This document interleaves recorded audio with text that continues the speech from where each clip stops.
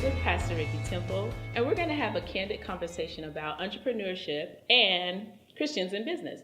So, Pastor, thank you so much for being here with us. I'm glad to be here. I mean, look, you are like amazing. Are you really excited? I am very excited. Really? I'm really excited about this Good. conversation and what Good. you're going to share with us. So, you ready? I'm ready. Let's do it. Let's get this started.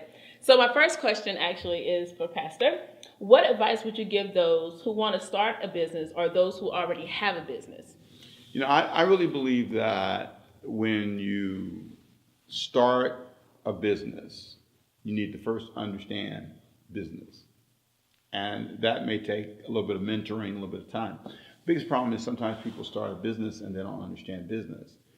Church is, believe me, a business after you get past praying for people to be saved and all that. You have buildings, you have staff, you have thousands and millions of dollars in our case of responsibilities every year.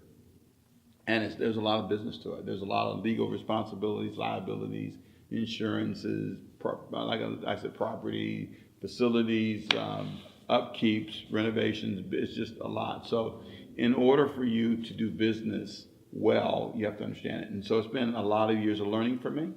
And I also think you have to have a desire to improve the business. And that's where the entrepreneurship comes in. The whole idea of being a risk taker, pushing the business forward. And I think a lot of people are afraid of it. I think a lot of people never really consider themselves as business builders.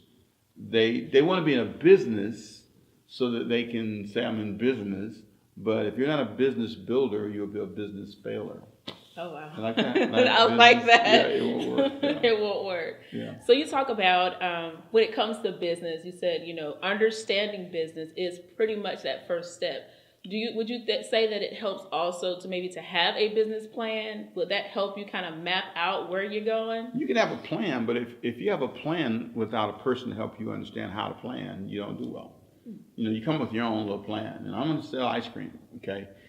But you don't know what ice cream buyers like, the flavors that they like. You don't know when's the best time and place and all that. So there's a lot more to it than just coming up with a plan. I think you need a person to help you put that plan into a practical day-to-day environment where it can live. So it's kind of like I may understand flowers, but if I don't understand how to put them in the soil, how to put the sunlight on them, then it doesn't grow. So a plan, but you also need a person to help you see how to implement the plan. Person to help you. Okay. Like a mentor person. A mentor. And that's a great question, because that's actually one of my questions. One of my next questions is actually you mentioned about mentorship and mentors, having a mentor, having a business mentor. So what is the reason for having a mentor or someone who would make a good mentor to you? Who would that be, like in business? Who could you go to that would be a good business mentor for you? Or why is it important even to have a business mentor? So you need somebody that can see around the corner. Okay. Because what gets you in trouble is you can't see. So, for example, you hire a person, right? Mm-hmm. When I first started hiring people, I didn't really understand that I don't need to just hire somebody I like. I need to hire somebody that has certain abilities and skills, because otherwise, eventually they're going to get frustrated. And here's the big problem. Without a person to help you see how to do this, you hire people that can only take you like this far. Okay. When you need to go this far. So let's say, for example, your business is on the 3rd floor right now, but you want to go to the 10th floor. Well, some people you hire can't go to the 4th floor. They're 4th floor people. They don't type, but this is how fast I type. This is how fast I go. This is it. Or they're not big money people. Okay. Once you get past certain dollar amounts, people get nervous. When you start talking about $1 million, $2 million, $3 million, and you start getting to the millions, it really, really can intimidate you. And you start showing signs of frustration. So you really want to make sure that you have somebody that can help you see around the corner, somebody that can help you adjust to the next level. So if you are a 3rd floor person in your experience, in your business experience, and you want to go to the 50th floor, you need a 70th floor person. Okay. You follow what I'm saying? You may not know one for a while. You may have to meet a 10th floor person and then a 20th floor person. And then, eventually as you climb, you start meeting people who are at the higher levels, and they can help you see around the corner, plan your budgets, face those hard business choices. And mentors do that. Mentors push you forward. Okay. So when it comes to mentors, then does it have to be a mentor that is in that arena of business that you're planning or that you want to have?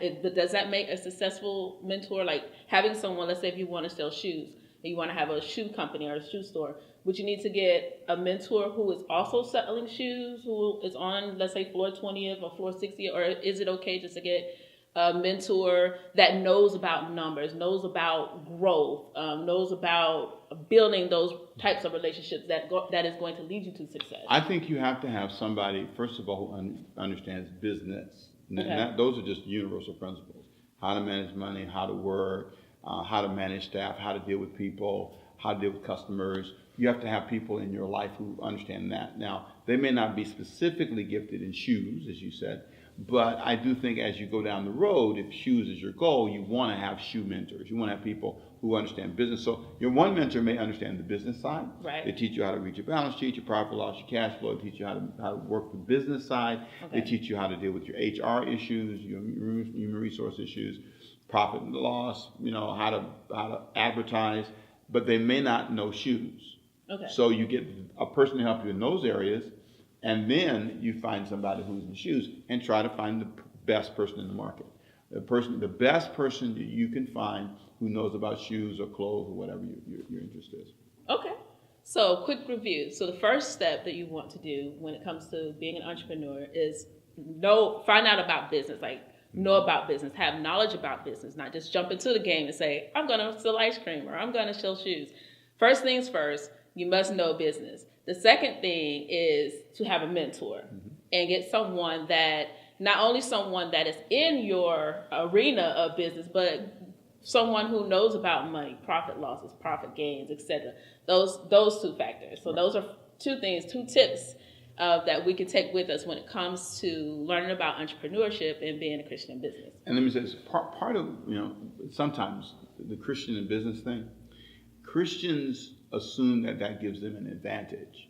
And I don't know that I always agree with that. Because in some ways, a Christian in business can assume that God makes up the gaps of their ignorance. And that's not necessarily true. Mm-hmm.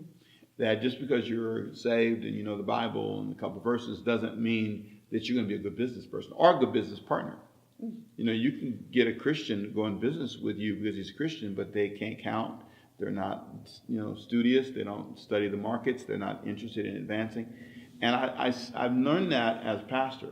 I've learned that it's important for me to have people in my life who do what I do every day. And they help me think right and plan right and not make the same mistakes over and over and over and over again. I wish if I could go back in time, I would open my life up. I tried to, but with me, I grew fast. Mm-hmm. So when you have success early in your 20s and you start having staff and people, and so people start admiring you, and then they stop advising you and they just cheer, go Ricky, go, go, go, go. And then you start going and you're all right, I'm a man of God. And then you start making incredibly unwise choices.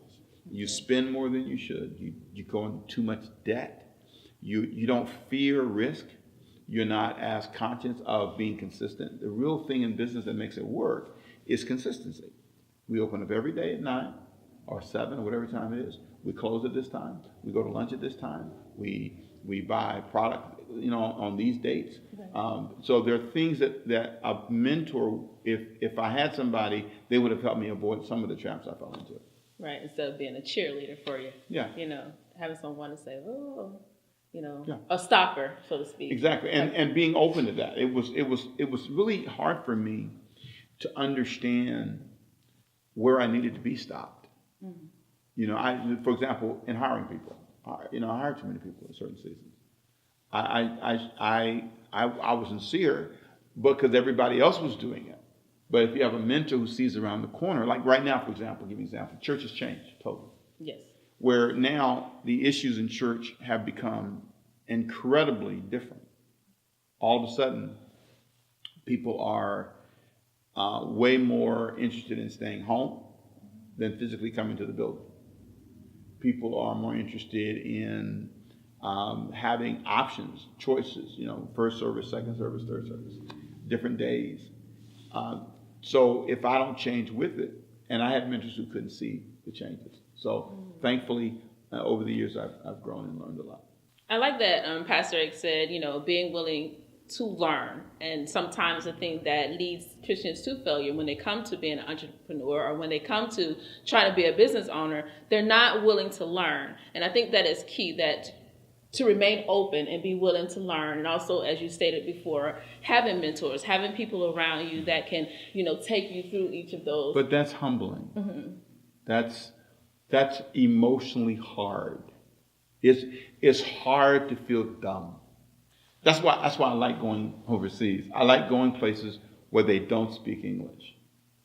Because there's nothing like feeling dumb. And when people are in business, sometimes they want to feel powerful. And in order to be really good at your business, you have to learn to not know everything. So good point. Yeah. Good point. So Pastor, you and I spoke, and one of the things that you shared with me when it comes to entrepreneurs and what they should be willing to do in order to be successful, one of the things that you mentioned was they must be willing to be honest about their skills. They must be willing to grow. Can you elaborate a little bit on that? Why is that so important? Sometimes you have to say, I'm not good at everything. Okay. So, for example, in our organization, I think I can count. I think I'm decent with money, but I'm not an accountant. Okay. So there's a limit to my knowledge. The accountants that work for me and they work for us, they train me. So as either I'm the leader guy, I still have to have people who teach me things. I don't know everything about video. I don't know everything about a lot of things around here. I know enough to be the leader guy, I guess, but I think that for a lot of people that's really, really hard. Okay. And I think it hinders the organization when the leader's not willing to be taught. And I think my job is to pull together the best team and play the role that I play and let them play the roles that they play. And if you build a business and you're going to be successful, you're going to have to do that. Your accountants are going to tell you what you can and can't do. They're going to give you guidelines and boundaries. Your people around you that know about the grass, the lawn guy will say, hey, you guys need to make sure you put this down, and you need to listen to people. And so I think that has helped me a lot, because I really have learned that you just can't know everything. Absolutely. And be involved in everything. If you work with me, I don't come to every staff meeting on purpose. I don't think I need to be there. I come to what I need to come to, right, and I lead where I need to lead. But I need to have a competent team that can lead when I'm not present. Okay. And I think that's what I've got. Yeah, very well said. I think that's what makes such a great leader.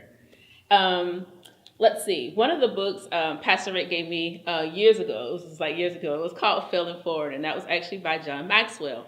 And one of the points in this book he talked about was like turning mistakes into stepping stones for success. And so I guess, Pastor, my question would be, why is it so important to have the right perception when it comes to failure? If you have the wrong perception, you'll fight the wrong fight.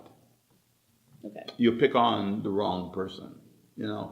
When you get married, this is a little bit different, but you recently got married a while ago, and I'm sure you're learning this lesson. It's so easy to misunderstand your imperfections. The assumption that you're going to be in a relationship with anybody, I don't care who it is, this perfect person, and you're not going to have any disagreements, is just naive. You're going to fail. Mm-hmm. You're going to fail in every category. You're going to fail financially in some way, emotionally. You can have money. People think, well, if I got money, I can't fail. No, you can't. You can fail because you didn't spend it the way they thought you would spend it. Or you didn't tell them you're going to spend $10,000, even though you can afford it. I know people with a lot of money, they argue about money still. It's amazing. So learning that I'm not always right, and that what really is true is that failure is what moves me forward. It's learning how to put that in the right category, in the right place.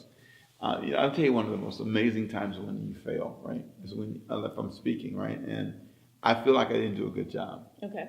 And those are horrible moments because if I'm in front of large crowds and I'm messing up, it's like, oh God, I can't wait till I'm finished.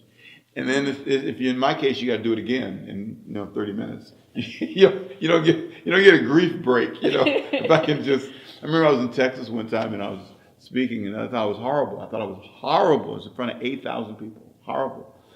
8,000. If you're gonna mess up, you messed up in front of thousands of people. And then the next morning, I had this workshop at like 7 in the morning, and there were 300 people that came to hear. I did a teaching called "How to Find a Mate God's Way," and it was packed. Matter of fact, I had more people than anybody in the whole area in workshops. And I didn't feel great. And I think sometimes failing like that, or feeling like you failed, it makes you decide to fight or give up. It helps you refocus your energies. And I learned a lot from all my failures. Matter of fact, I've learned more from my failures than from my successes. That's a great point. Yeah, I have. I'm more humble, a lot more patient because I know that I can mess up, even when I deal with people who mess up. So when a guy goes through a hard financial place, I've been there. When a guy owes a lot of money, I've owed probably more money than most. When you owe millions of dollars, if you ever have the privilege of owing that much money, it's pretty powerful. Or having hundreds of thousands of dollars worth of personal debt, which I don't have now, thank God. But if you had a massive amount of credit card debt, I've had that. Those are things I've lived through. And when you fail in those areas, I've had disagreements with my wife where I didn't think I did a good job, or my kids. And so those failures really push me forward because I put them in the right slot. Absolutely. And that took a while. It takes a while. It does take a while. To figure it out, but yeah, absolutely. Okay, so let's take a brief pause, and then I'm going to come back with 2 more questions, and then after that, we're going to go ahead and conclude with this wonderful, candid conversation. Let's do that. Next time at the Young Adult Experience, come out as we discuss common sense based on the online vlog series of the same name, featuring special guest, author, speaker, and entrepreneur Jay Cameron. This young adult session is sure to inspire you. Don't miss this night of empowerment, Saturday, April 21st at 7 p.m. This is a free event, and all young adults ages 18 to 35 are invited to attend.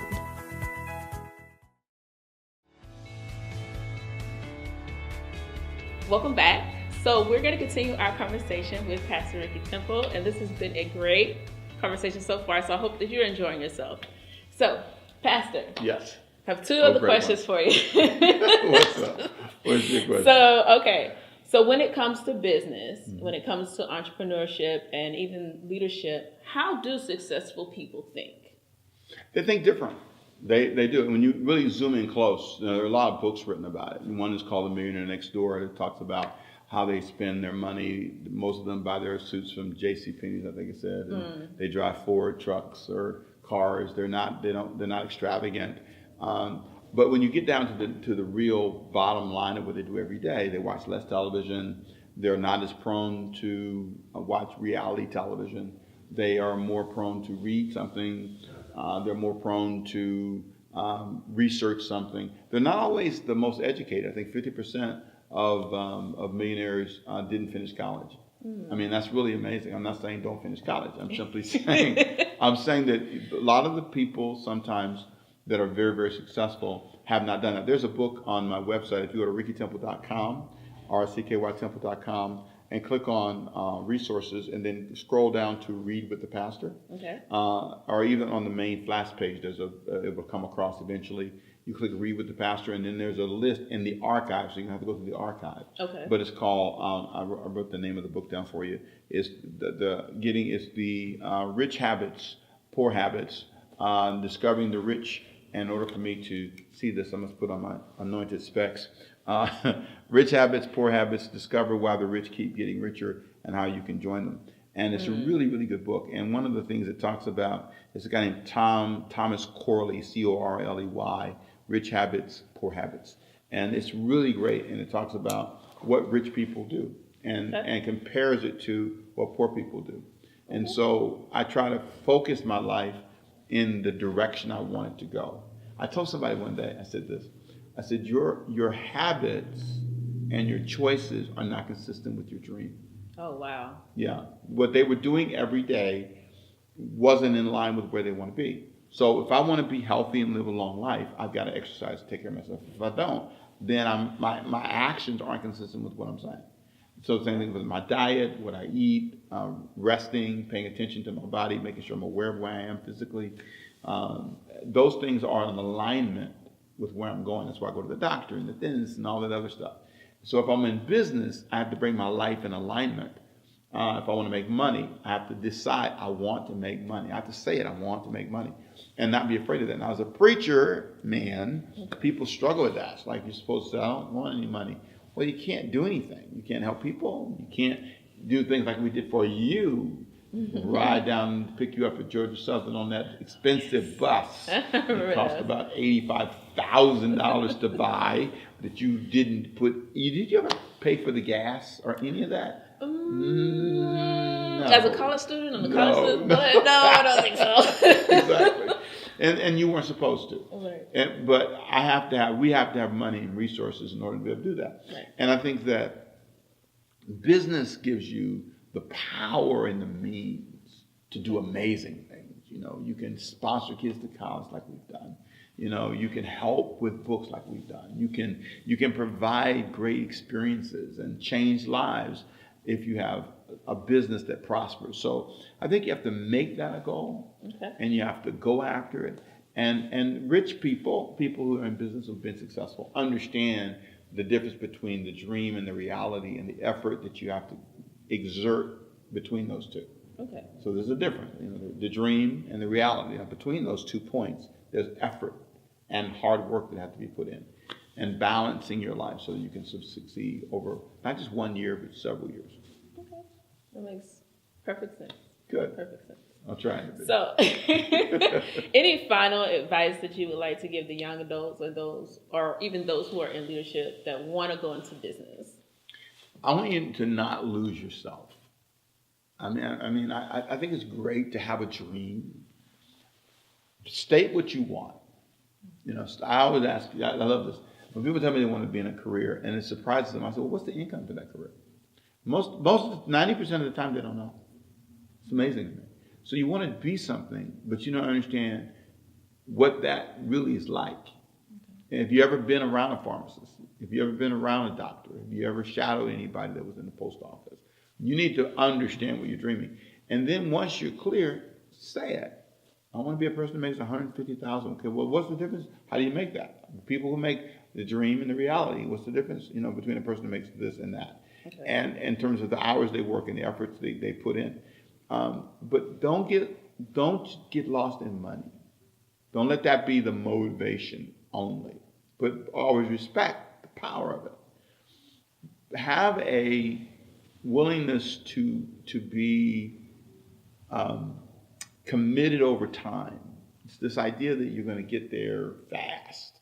That's a real bad assumption, and it can break your heart, because there's so many people who didn't get there. I was studying Don Knotts. I like to do these research projects, and once a week or twice a week I'll study a person, a celebrity, somebody that's in the news, or somebody. If I see a person on the news, I may go look at their life and where they went to school, what they did. And Don Knott's story is so amazing. He got all excited, right? He went there and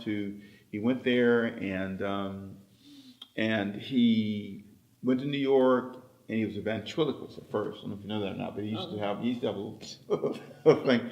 And he started doing that when he was in the Army, before he got in the Army. And then he went in the Army, and he did it before he got in the Army. Then he got in the Army. He did it, and people would laugh, and then he got jealous of the dummy, and so he killed it. He left it on the beach. He did. It's true. No. This is true. He did. He left it on the beach, and then he got back on the boat because he was in the Navy. Okay. And then he said, "Well, he didn't make it." So now you just got me, and that's how he became a stand-up by himself, right? Okay. So. And then down the road, he ran across some opportunities. But when he first went to New York to try, before he went in the Navy, he failed. He went for an interview. The person told him to go back home. You'll never make it. And he went back home defeated. And it took him several years before he got back. He went in the Navy and all that. And then he got some parts, of course, in the Navy. And then after that, he got some parts in other things. My point is, it took a long time. Don Rickles. You can study a lot of different people who succeeded. Colonel Sanders was in his 60s when he really got going. Right. So there are times in your life when you discover that it takes time. And young people are often impatient. That's my point. Well, yeah. And you have to decide, I may have to have another career before I get to the career I want. I may have to have a career that supports the dream, and the dream may not pay for itself for years.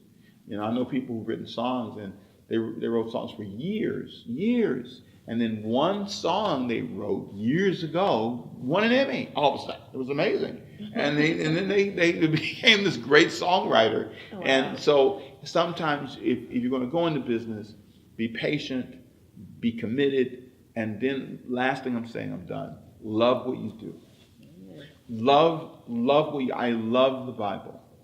Honest to God, I do. I love the Bible. I love to open the Bible. I love the pages. I love the words. I love the message. I love the vibe. I love the research. I love it. I mean, and it's not always easy. But studying theology wasn't always easy. That was a myth when I went to school. I thought, I know the Bible already. No, you don't. And, and learning languages and learning how to interpret stuff and writing papers and all that was not easy, but I love it. I mean, and that to me, if you're in a business you don't love, don't do it. Don't torture the world with it. I mean, go do something that you love and that can make a difference in the lives of people. And I feel that to me is what makes me happy in what I do. And do I consider it a business? Yes, kingdom business. Yes. Yeah, I'm good. And I like it. And I try to treat it like it's kingdom business. And I try to handle it with respect. And I feel that for me, it's been a great journey. And I hope this has helped everybody who is wanting to know about business. And I hope that they would take this and learn from it. And Yolanda, you've been a great host. And thank you for having me. Thank you, Pastor. And thank you for just spending time with us once again. And this has been absolutely wonderful. And I love your last point about being passionate, with whatever business or whatever avenue that we're going into, being passionate about it, because that is key. You don't want to do something that you don't love, but when you're doing something that you love, you're going to love it. The people that take part in it is going to love it. And it's just going to be a happy day. Before we go, I want to switch. Okay. And I want to ask you a question. Okay. Ask me a question. You've been asking me, so I want to ask you a question. I thought you folks will like this. This is going to be great. Uh-oh. Right. What am I going to do, right? What are you going to do? Right. Here's what I'm going to do. I want you've been watching me do business. Yes. Right? Yes. So what is it that you see me do that they don't know that's business-like? What is it that would surprise them? I would definitely say that one of the things that surprises me, I love being able to be in a position where I can see you in all avenues, from pastor to kingdom business or business owner to, even outside being a husband, wife, etc. And I think that for me, the thing that I love is how you lead and how passionate you are about what you do. It's not just ministry, it's your life, like the wholeness of your life. I really like that. But what technically would you say that I do every day, and that's a business side? Like, for example, I don't know, I don't want to give you a suggestion. I'm interested in what you see that they don't see in terms of, does he just go and pray every day? No, the Bible? no. What does he do that has a business? You're probably going to find this a little bit funny, but it's true. Like, Pastor loves to read. You're a reader. Not only do you love to read, but you're a jokester too, a little bit. You like to have fun. Okay, a little bit. So outside of that, I really like that we can be ourselves around you. You're not a untouchable, don't touch me kind of thing. You are a person. You are very, can you say, down to earth, very fun. You enjoy life, and it's not just about. So the business doesn't have to make you stale. No, it doesn't. No. See, no. And that's a real issue. For a lot of people, once you get into business, sometimes they think you can lose your sense of humor, you can lose your sense of fun. But here's I'm really done after I say this. I believe you have to have a sense of aliveness when you're in business. Absolutely. And if you lose that sense of aliveness and spontaneity, that every day becomes a drudgery. Yes. And it becomes this long, drawn-out thing. Dull. Exactly. I hope that somebody who's watching this decides to go into business. But I hope you have as much fun doing what you're going to do as I'm having doing what I'm going to do. And wait, can I say this plug? Pastor, you're getting ready to be 60. Yeah. You're getting ready to celebrate 60 years. And I have to say, I mean, when it comes to having fun, yes, that's you. You never make it a dull day around here. Overcoming my faith. Really? So, just that, thinking about how many years you have been doing kingdom business and that you're coming up on 60 years and still loving life, still energetic, still having fun, running around, playing with kids, pillow fights, and all kinds of things. Really? I think, oh yes. So